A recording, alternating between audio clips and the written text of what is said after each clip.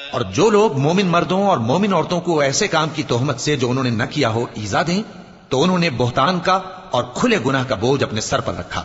اے پیغمبر صلی اللہ علیہ وآلہ وسلم، اپنی بیویوں اور بیٹیوں اور مسلمانوں کی عورتوں سے کہہ دو کہ باہر نکلا کریں تو اپنے چہروں پر چادر لٹکا کر گھونگھٹ نکال لیا کریں۔ یہ چیز ان کے لیے موجب شناخت و امتیاز ہوگی تو کوئی ان کو ایذا نہ دے گا،